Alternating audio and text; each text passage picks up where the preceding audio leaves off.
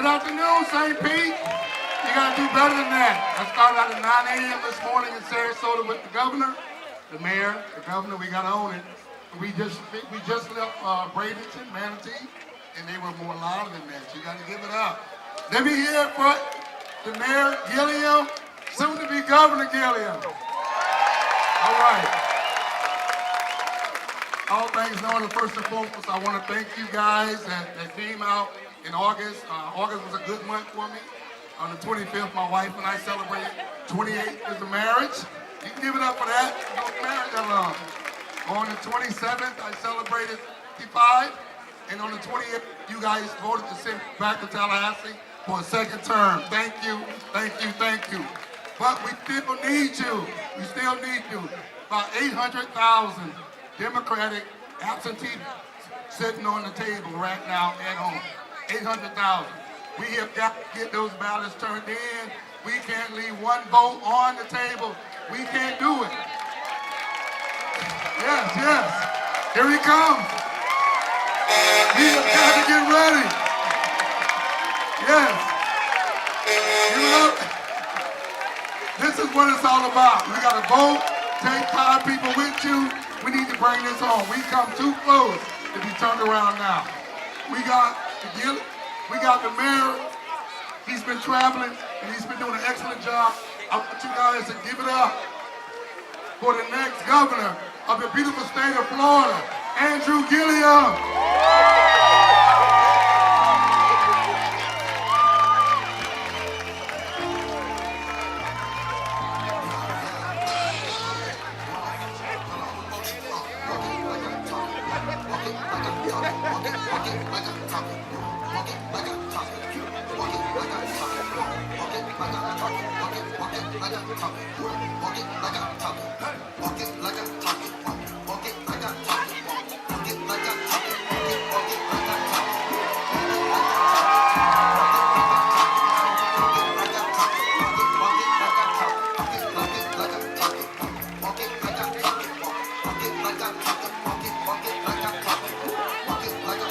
What's up, everybody? What's going on, South St. Pete? What's up, y'all? The K's are out. I'm extremely, extremely happy to be here with y'all this afternoon as we work in these final 10 days to bring it home. I believe that we're gonna flip Florida blue this time, y'all. I believe it with every fiber of my being, I really do. I want to quickly acknowledge a couple of individuals who ably serve this community at every single opportunity. You all know them well. Our member of Congress, Congressman and former Governor Charlie Crist, Mayor Rick Kreisman, who I'm not sure if I've seen him yet, but give it up. You all, of course, know Senator Darrell Roussan and Representative Wingate Newton. Commissioner Ken Welchu is here. And of course, school board member Renee Flowers.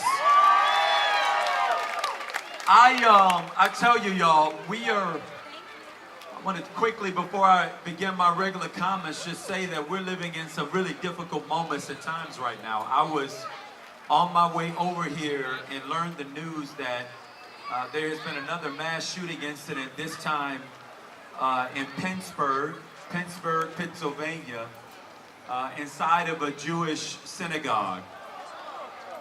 And there have been a number of fatalities, and we're still obviously waiting for more news to come in. And you all saw this week where we've seen bombs that have been sent into homes and offices and mailboxes of Democratic leaders, including President and Michelle Obama, President and Mrs. Clinton, members of the Senate and otherwise.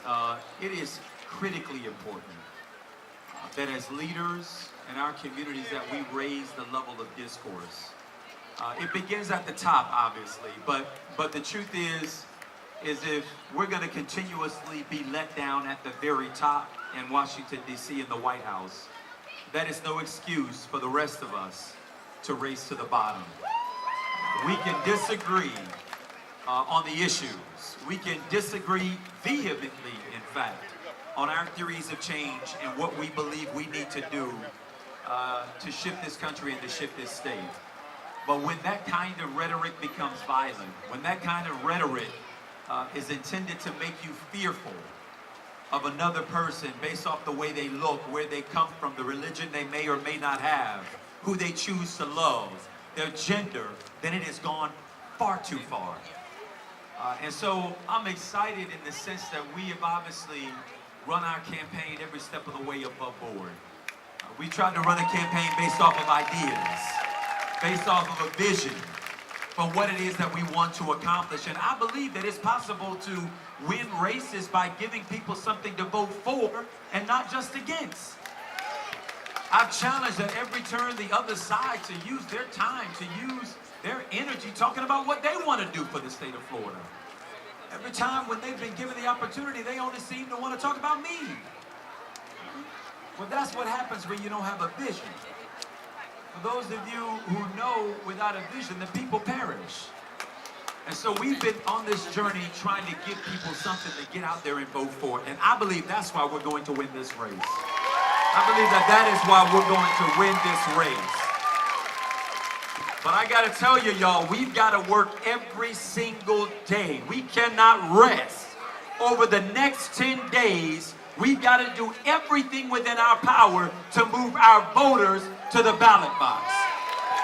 Let me tell you, the other side, they are sleeping in shifts, right? They're sleeping in shifts. And they're sleeping in shifts because they understand what is at stake. They have had the power over this state for the last 20 years. It's been 24 years since we've held the legislature. There are a lot of people who are depending on the status quo to continue. Well, y'all, on November 6th, we got another message to send them. It is our time.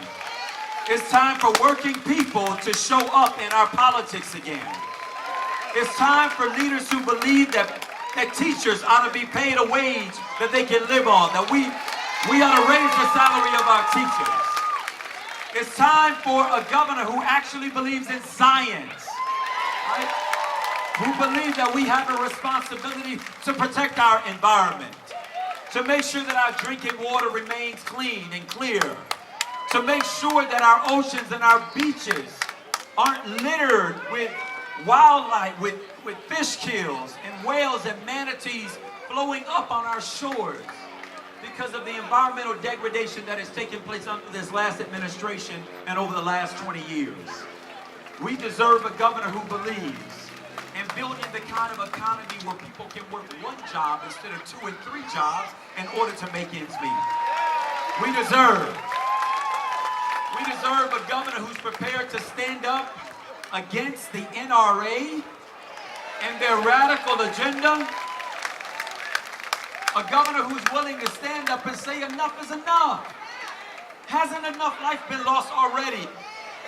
Stand up and speak out against not only the gun violence that takes place in mass shooting incidences at Post nightclub and at Marjorie Stoneman Douglas and at the Fort Lauderdale airport, but to also stand up against the everyday gun violence that pervades too many of our neighborhoods, takes out too many precious lives, disrupts too many of our communities. I've got the battle scars to prove it. I'm prepared to stand up against them. They drugged me through court for 2 years, all because we refused to repeal an ordinance which said you cannot shoot guns in a city park. Radical. We said you cannot shoot guns in parks where our kids play and our families picnic. It's common sense. It's decent. It's the right thing to do. But we haven't been able to do the right thing because we have given over all of our laws and regulation to the biggest disruptors of common sense gun reform that we have around. Well, y'all, we don't have to have an affront to the Second Amendment. We can believe in the Second Amendment and at the same time believe in common sense gun reform. We can believe that if you want to carry the power of God at your waist belt, that you at least ought to have a background check. We can believe that individuals who are convicted domestic violence abusers, that they should not have access to weapons where they can snuff out the lives of their loved ones. We can believe that if you want to shoot off a gun that can fire off 60 bullets in 60 seconds, you ought to join the military. That those kinds of guns have no place in our everyday city streets. We have a chance in this election to elect a governor who is going to work tirelessly to have our state lead again. I'm so sick of us being back of the pack in everything that matters. We need a governor who is going to focus on ensuring that our kids, when they go to school, that they're able to learn, that they're being poured into, that they're being shaped in such a way that they know that their lives are worth something, that it means something, and that none of them are disposable. And that's why we have to, in addition to paying teachers what they're worth, we've got to reinfuse back to our public education system something that used to be there. For our kids who were not on a college-bound track, we used to have apprenticeships and woodwork and shop and mechanical and electrical and technical programs. If we gave our kids a skill that they could monetize, go to work, get a job, and earn a good wage. And now we're telling literally half of our kids who are not on a pathway to college, good luck with your life. You're destined to a low-wage job. That is not my vision for the future of this state. I believe that for those of our kids who want to go to college, we ought to make it possible for them to go and graduate without graduating on a mountain of debt. We ought to go here. But we also have to make it possible for that other half that may not be on that track, that they also get a life, that they also get a skill, that they're also able to get a job and earn a wage and take care of themselves and their families. When we win this race, we're going to build the kind of economy where we lean into the green economy, where we become a leader in solar energy, where we take charge of innovation and creativity and the small business economy and help those folks. If you've got a dream and ambitions, we ought to make it possible for you to do that right here in the state of Florida. You don't have to be on the first flight out of here, going to Palo Alto or North Carolina or Atlanta or wherever it is you feel you have to go to make your way. You can make that life right here. You're going to have a governor who's going to work with the legislature to expand Medicaid for over 800,000 of the most medically needy people in our state. We deserve that. We ought to be able to do that not only for the benefit of that 800,000, but it's to the benefit of all of us who do have insurance. Those of us who are watching our premiums increase year over year over year without prediction. Well, let me tell you why that happens. Because that 1 in 5 Floridian who is right now getting access to health care and emergency rooms, somebody's got to pay for those emergency room visits. Emergency rooms which are getting people access to health care at the most expensive and least efficient time. They're at their most acute illness when they go there, which again is at the most expensive end. Where we got to pay one way or another, why wouldn't we pay smart?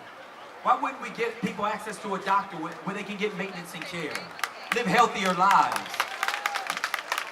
get access and get a relationship, bring down costs and expand access for more people. Y'all, when I talk about these issues, I mean it. I know what it means. My mother who drove a school bus and my dad who was a construction worker, and when construction work got low, he sold fruits and vegetables. Between the two of them, they did the hardest work and they did everything they could to make a way for me and my siblings. But the truth is that there were times where I watched them have to fight to negotiate between which bills they could pay before something got cut off. I remember waiting in the neighborhood for the free dental clinic to come through so that we could have our teeth cleaned. These aren't talking points. These aren't poll tested. I know this because I've lived it. And once you've lived it, it gives you a sense of urgency around our need to make change and create a state that works for more people. We can have that kind of state. We can have that kind of state, but we got to work for it. We've got to be willing to work over the next 10 days to get as many voters out there as we can. I want to level with you. Right now, Republicans are beating us at the ballot box. By 4 points, more of them have voted than have Democrats. There are over 800,000 Democratic absentee ballots that are sitting in people's homes that have not been returned. Over 800,000. You all know as well as I do that we've lost the last 2 races for governor of Florida by less than 1%, fewer than 70,000 votes. We can't complain, y'all, and not show up. We can't win these races on Twitter and on Facebook and on Snapchat and complaining about what's wrong. We win these races by getting out there and voting like our lives depend on it. Because our lives do depend on who the next governor is of the great state of Florida. Our members of the Senate and the House, up and down the ballot, it matters. It matters to me deeply. We're going to win this race. We're going to win it not because we're going to will it to happen, but because we're going to work it to happen. All of us have to commit to doing everything that we can to turn out our voters. If we turn out our voters, we win. There are more of us than there are of them. There are more of us who are common and decent and believe that this is a state that can work for all of us. There are more of us. But we gotta show up and vote. I'm going everywhere. My running mate Chris King is going everywhere. His wife Kristen, my wife RJ. We're all leaving it all on the field because we believe it's worth it. Not just for us and our family, but for the names I cannot call and the faces I cannot recognize. That it matters for all of us. So we're giving it our all. But we're clear that we can't get this done by ourselves. We can't get there alone. We gotta be in this thing together, y'all. And that means between now and November 6th, I need everybody to stretch themselves just a little bit more. To lean in just a little bit harder. To knock some doors if you've never knocked some doors before. To go through your cell phones and call those folks and remind them that it's election time. There's no more election day. Election day is today. Early voting has already started. Souls to the polls is tomorrow. And then we got all week to turn our voters out. Why wait to the end? God knows what happens at the end. We got to do this thing right now. All right? Right now, today, tomorrow, and then the days leading into next week. We got to do it. If we want to win, y'all, we got to get out there and act like we want to win. Got to stretch ourselves. I'm going everywhere. We were just up in Putnam County, y'all.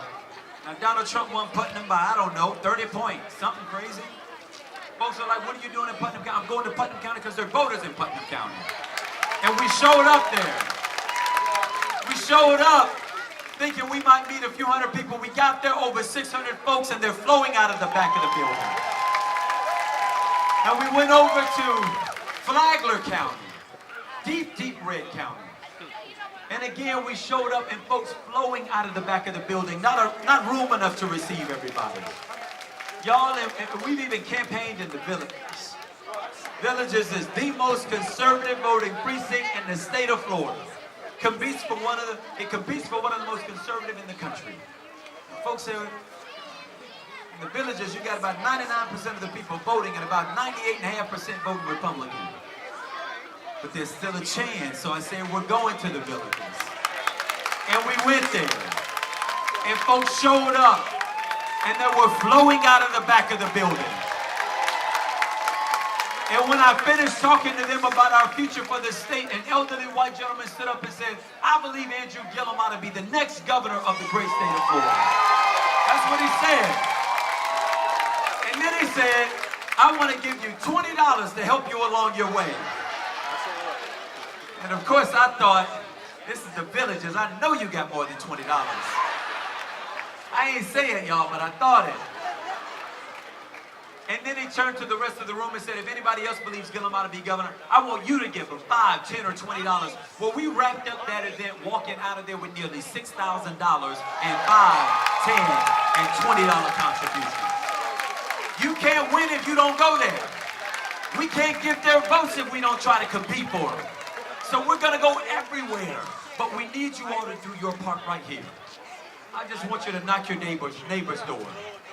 I want you to stand on the street corner with a sign, of course. I want you to use your Rolodex, your cell phone. I want you to call everybody you know